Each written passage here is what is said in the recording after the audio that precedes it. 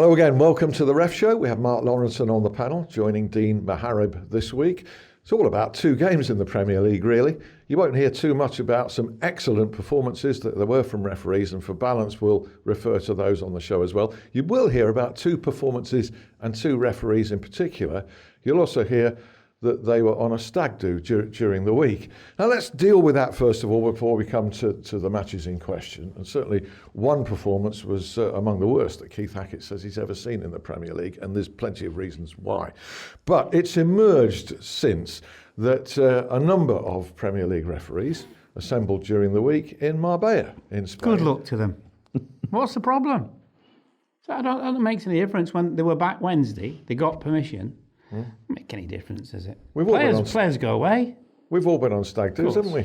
It must have been a referee who wasn't invited who ratted him out, because, how that's come out, I don't know. But, I agree with Mark. I think the only thing I would say is that it doesn't put them, the fact it's come out puts them in a difficult position, because if a player falls out of the nightclub on a Wednesday and has a nightmare on a Saturday, it leads to the kind of press we've seen about the referees. So they were back on Wednesday. Question it, as you pointed, how were they shopped? That's got to be an inside job. Someone who wasn't invited, obviously. It could be fake news. You never know, do you? That's the big thing at the moment. Donald Trump will be involved at some stage. He will indeed, won't he? He's about to tweet any second now about that, I believe. Yeah, I'm not going to be holier than thou about it. Before I got married, I got blitzed. I worked for a radio station at the time, and I failed to turn in for work the next day. So nothing's changed in your career then, basically. Not really, no. Who's late Except today? I have managed to get in this morning. After us. Yeah, that has to be said. That I was the third to arrive. I think third equals last as well. It may do. I'm not going to say. There's the guys behind the camera there. They were after me as well. By the way, they've not told it. Why wasn't it though? The question's raised. Why wasn't this organised as a one-nighter? Because that's what we used to have as stag nights. Why does it have to be 2 or 3 days abroad? I haven't got a clue. We're speculating what happened there. We don't know what they've done. The thing is, it's come out in the press and it doesn't look good. And the fact that they've had bad games at the weekend makes it even worse. So I think anyone else who's a Premier League referee who's looking to arrange a stag do would probably be best advised to do it in the international break. I don't think players and managers are bothered about it. No, I don't. Well, there's a quote from Sean Dyche, albeit a decision, a key one, went in his favour in Anthony Taylor's game. Yeah. Sean Dyche, he's a human being. He's allowed to live his life. Absolutely. End of. Right. Okay, we move on from that, except to say this was permitted by PGMO. They gave permission for this. I believe so. That's what was reported, yeah. Okay, Yeah. Let's come on to the big Erastrum game, and let's make no mistake, it certainly was. And you all know the detail, really. You don't need me to go through it. Manchester United won, Bournemouth won. Zlatan Ibrahimovic and Tyrone Mings should both have been sent off. Do you both agree? Yeah. Yes. Yep. And of course we had Andrew Sermon eventually given a yellow card after apparently Wayne Rooney intervened, and poor old Kevin Friend was at the centre of all of that. There's got to have been a trigger point though for it. That's what we look at for maybe the benefit of young referees. Where was this sparked? Well, I've been championing Kevin Friend all season. I think he's had an excellent season. But on Saturday, he wasn't at the races. And he wasn't at the races in the first 5 minutes. There was a foul on Phil Jones, clear foul, he didn't give it. There was a foul on Mata on the halfway line, he didn't play an advantage. And he just didn't look at the races. And I don't know why, but he just didn't look on form. And the trigger point to this, short term, was the foul on Rooney on the edge of the penalty area. You give that, it prevents anything else happening. You go back further than that, and Ibrahimovic and Mings were involved in a scuffle where Ibrahimovic threw Mings to the floor and should have been cautioned. So there were just bits of things that he could have done, safe refereeing we call it, and Kevin took too many risks, and it ultimately led then to these two instances. And the sending off of Sermon looks so messy.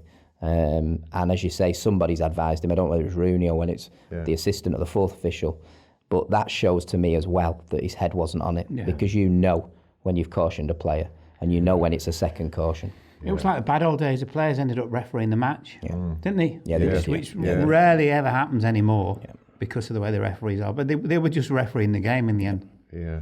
And I've got to say, sorry, on the Ibrahimovic incident, we talk about the best teams in the Premier League are made up of teams. They're made up of players who play as a team, and it's the same with match officials. How the assistant referee, Darren Cann is a top drawer assistant referee, how he has not seen Ibrahimovic's elbow, because when the ball's played, he's made his offside judgment straight away. So his only focus is on the two players at the back post. There's nobody in between. So he could have helped there with Kevin. No, didn't the defender put himself in the way of the elbow? Wasn't that the way round it was, Mark? Yeah. So according to that was Zlatan, wasn't it? He said afterwards, it was just an elbow. Yeah. End of. There was a lot you of can't dress it up any other way. No. There was a lot of debate though about the alleged stamp from Tyrone Mings, wasn't there, as to whether it was intended or not. His eyes weren't looking down at the floor. Instinctively, as an ex-player who's been there and maybe done it, I don't know. I won't say done it in the sense of. I've never stood on Zlatan's head in my life. You know where your feet are going. Always, always, always. You know where your feet are. He might not have known that he was going to stand on his head, but I'm pretty sure he meant to stand on something. And that's a red card. But I'm not convinced he's going to get done. Right. Oh, I am. Do you think so? Yeah. Well, we'll see. I hope so, but I'm just not convinced. By the time you watch this, many of you'll know whether or not Be fast asleep by the time they watch it. You will. 4:30 this morning. Yeah. Goodness me.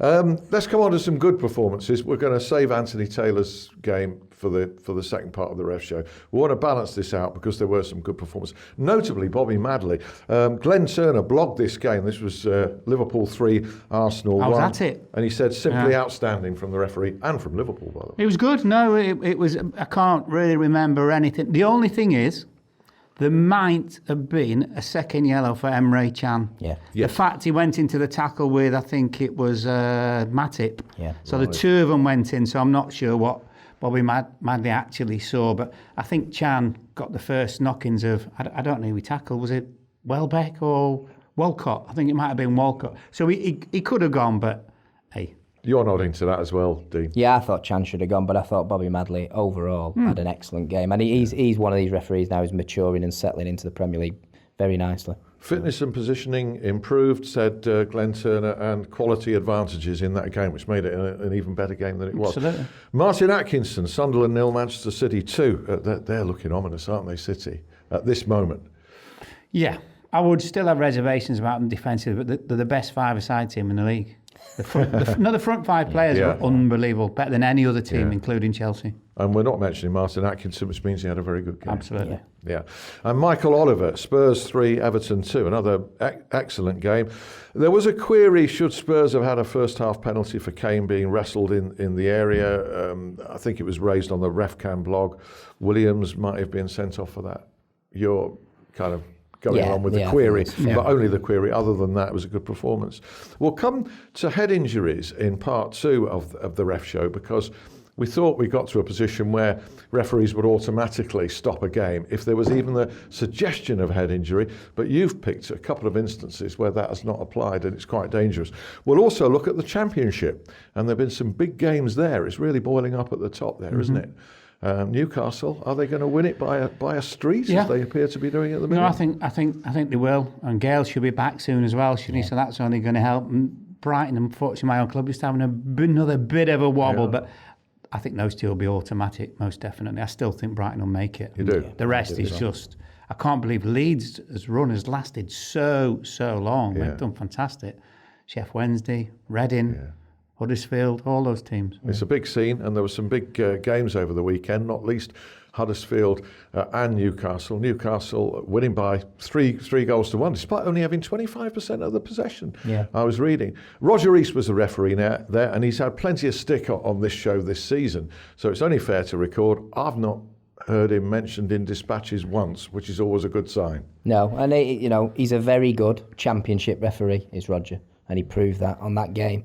When it comes to the Premier League, he struggles at times, but on that game, which was a massive game, he came out of it unscathed. We'll have the rest of the Championship roundup and the rest of the Premier League and that head injuries debate in part 2. Rejoin us for that.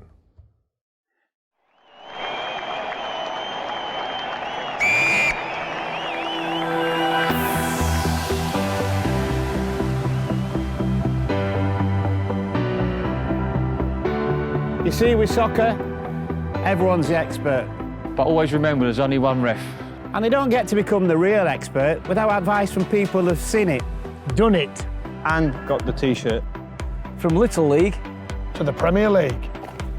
From the Cowfield To Anfield. Soccer referees need to be at their best. And that's what You Are The Ref is about. Take a look at our website for exclusive content from our team of highly experienced former match officials. Don't be an armchair expert. Join up today at youaretheref.com.